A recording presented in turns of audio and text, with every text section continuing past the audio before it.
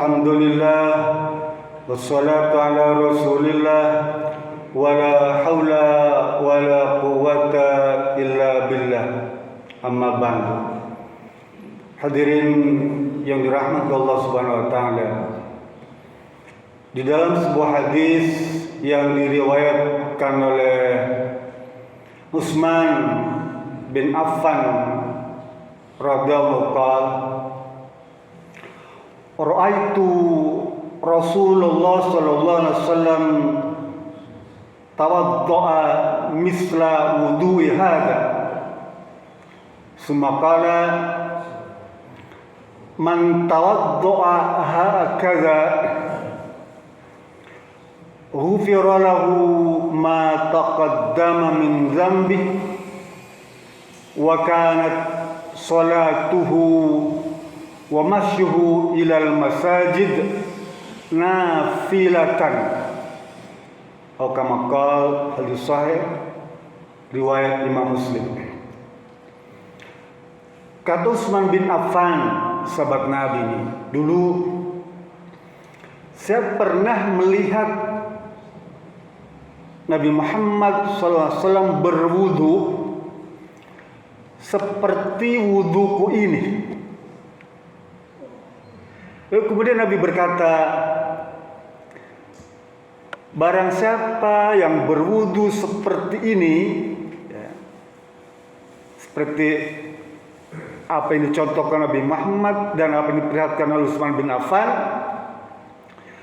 maka Allah akan mengampuni semua dosanya itu yang pernah dia lakukan. Wudu. Sementara sholatnya itu, Pak, dan melangkah berjalan pergi ke masjidnya itu dianggap sebagai hanya amalan tambahan. Karena wudunya sudah dianggap sempurna dan sudah menghapuskan segala macam dosa, sehingga pahala sholat itu, ibadah sholat dan berjalan itu dianggap sebagai amalan tambahan saja.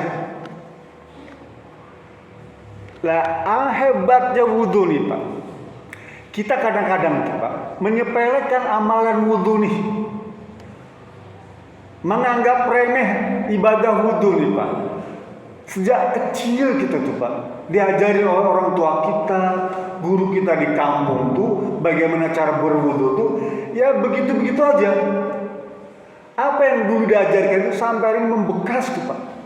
Dan itu kadang-kadang kita praktekkan. Bahkan kita sering menyepelekan, apa sih, sekedar wudu aja begitu, dia bilang. Ya. Nggak perlu repot-repot, dia begitu-begitu aja, dia bilang. Padahal wudu itu, Pak, ganjarannya besar, bahkan dia bisa menghapus dosa. Ya. Karena wudu istimewa, Pak.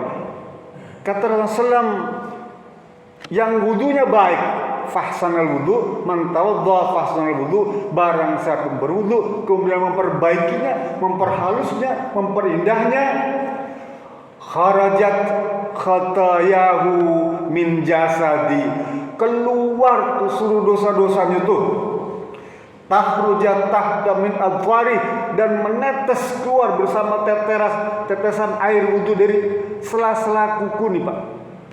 Saking istimewanya wudu itu, Pak, menghapuskan dosa.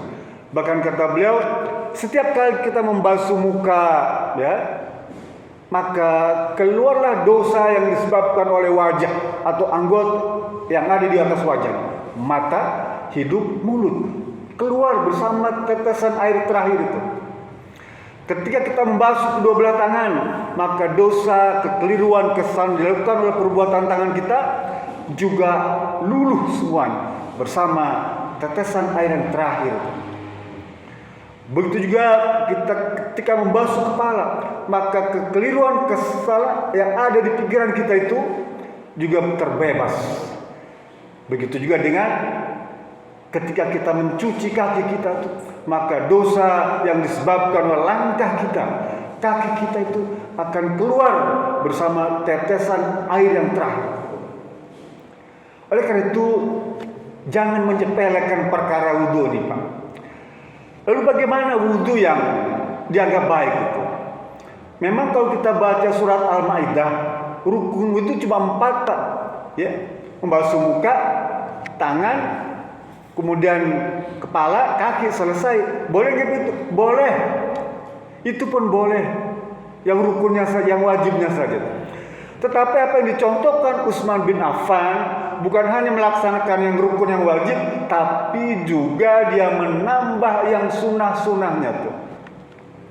Apa diantaranya? Dia membaca bismillah, mencuci tangan, ya, berniat, lalu berkumur-kumur, istinsyaq, masukkan ke dalam hidung, ya, cuci wajah, cuci tangan, ya, sampai siku, kemudian membasuh kepala, telinga, dan kaki. Tertib. Jadi Utsman bin Affan itu bercerita tentang hadis tadi, dia melengkapi rukun wudhu tadi dengan ibadah-ibadah sunnah wudhu tuh. Nah itu dimaksudkan fahsanal wudhu, menyempurnakan wudhu. Kata Umar bin Khattab, suatu kali Rasul memanggil Bilal di sholat subuh tuh. Ya Bilal, panggil, tahu, sini. Ya. Rasul, ya Bilal, hadisni biarji amalin amil tahu fil Islam manfaat. Rasul, wahai Bilal, di depan jam apa di sholat subuh itu? Ceritakan kepadaku, ya, tentang amalan baikmu, ibadahmu, yang menyebabkan, ya, engkau mendapatkan manfaat dengan ibadahmu itu, dengan amalan kamu itu. Ini Nabi tanya kepada Bilal. Harusnya kan terbalik ya. Bilal tanya Nabi. Tapi ini Rasul tanya Bilal. Rasul bilang, ceritakan kepadaku amalan apa yang kamu kerjakan sampai kamu dapat manfaat begitu besar. Kenapa? Karena Rasul bilang, inni sami'tu lailah, ya, hashfana alaika fil jannah. Karena tadi malam aku mendengar, ya, aku bermimpi mendengar suara langkah kakimu, terompahmu, sendal jepitmu itu di surga, di depanku. Coba. Nabi Muhammad bermimpi malam itu mendengar suara langkah terompah kaki Bilal yang berjalan di depan Nabi Muhammad di surga. Jadi orang yang masih hidup Bilal itu, tapi kisahnya sudah ada di dalam surga dan Rasul saksikan itu. Mimpi Nabi ini jadi wahyu, Pak. Sekali mimpi, Nabi itu jadi sumber hukum. Ya. Jadi mimpi Nabi itu jadi sumber hukum dan bisa dipercaya dan bisa dipertanggungjawabkan serta sangat ilmiah dalam pandangan Islam. Bila bilang, ya Rasulullah, ma amiltu arjif, nggak ada amalan yang bisa Rasul banggakan. Saya nggak punya amalan istimewa Rasulullah. Orang biasa-biasa aja, nggak punya amalan yang bisa saya banggakan. Kecuali ya Rasulullah, ya, saya ini at-tatahharu tuhuran, kecuali kalau berwudu itu saya sempurna. Ya tatahharu tuhuran taman. Kalau berwudu saya itu sempurna, ya. Dan selalu kalau batal saya berwudu terus. Jadi setiap kali batal dia berwudu, ya. Dan wudunya taman, sangat sempurna. Seperti apa? Seperti yang tadi saya gambarkan dengan menambah sunnah-sunnah tadi, sunnah wudhu itu.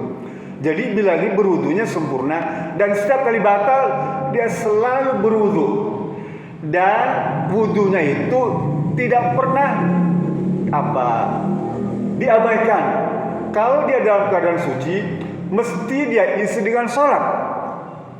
Jadi kalau sudah berwudu, dia manfaatkan wudunya itu dengan ibadah.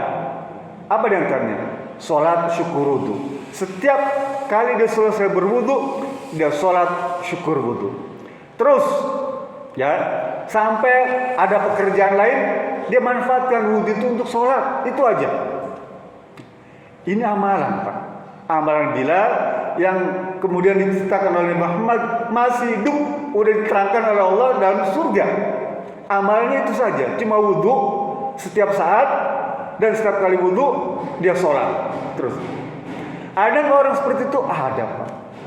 Banyak para tabiin tuh, Pak. Seperti Imam Malik itu, wudhu sholat maghrib itu dipakai untuk sholat subuh selama 20 tahun. Ada menyebutkan 40 tahun. Coba bayangkan, wudhu sholat maghrib, nih kita wudhu maghrib deh, dia nggak pernah wudhu lagi, ya. Sampai kapan? Sampai sholat subuh dia jaga wudhu itu, Pak, ya. Ada nggak orang seperti? Banyak, Pak. Kisah-kisah sahabat para tabiin yang menjaga wudhu itu seperti itu, ya. Bilal juga begitu. Lah kita kadang-kadang baru keluar dari masjid itu nggak bisa menjaga wudhu tuh, langsung gue brot, pret, ya. Baru keluar dari pintu masjid bilang pret, ya. Kenapa nggak kuat? Kenapa begitu? Karena majelis makanan yang kita makan itu banyak mengandung gas. Mungkin boleh jadi begitu. Para sahabat nggak begitu, dia jaga betul tuh wudhu. Lalu bagaimana kalau kita misalnya nih, kita punya wudhu, lalu berwudhu lagi, boleh nggak? Boleh, ya. Itu hebat, Pak. Itu mendapatkan pahala amalan sunnah. Kalau kita berwudhu dalam keadaan suci, kita berwudhu lagi, boleh. Bapak yang dirahmati Allah Subhanahu Wa Taala, kata Umar bin Khattab, ya, Rasul menceritakan tentang doa wudhu itu, yang Bapak semua hafal, ya. Selesai berwudhu itu, Bapak baca dulu akan menghadap kiblat itu, ya. Asyhadu an la ilaha illallah wahdahu la syarikalah, seterusnya itu. Apa kata Rasulullah SAW kalau kita selesai baca itu? Futihat lahu abwabul jannatis samaniyati yadkhulu min ayha sya'a. Selesai Bapak basuh buka tuh, baca dahulu, Allah bukakan 8 pintu surga, ya. Allah bukakan 8 pintu surga, dan kita boleh masuk dari pintu yang mana saja. Allahu Akbar. Wudhu, ya. Allah bukakan 8 pintu surga, ya. Kita boleh masuk dari pintu yang mana saja di 8 itu. Orang sholat, dia pintu sholat. Orang sedekah, pintu sedekah. Orang haji, pintu haji. Orang saum, beberoyan. Orang berjihad, pintunya 1. Tapi orang yang berwudu, berdoa, dia boleh masuk dari 8 pintu surga yang mana saja. Jadi jangan sepelekan berwudu nih, Pak. Jangan remehkan berwudu nih, Pak, ya. Manfaatkan. Tentu saja Bapak buka kembali buku-buku tuh, ya, di rumah. Syarat rukun berwudu supaya baik tuh, dari mulai airnya, ya, kemudian tempatnya, supaya apa? Kita ingin dapatkan fahsanal wudu yang baik, sehingga Allah ampuni semua dosa kita, sehingga sholatnya dan pergi ke masjidnya itu hanya dianggap sebagai amalan tambahan saja. Mudah-mudahan ini bisa menjadi tambahan ilmu bagi kita, sehingga kita diberikan kemudahan untuk memahaminya dan mempraktekannya. Billahi bismillah. Assalamualaikum warahmatullahi wabarakatuh.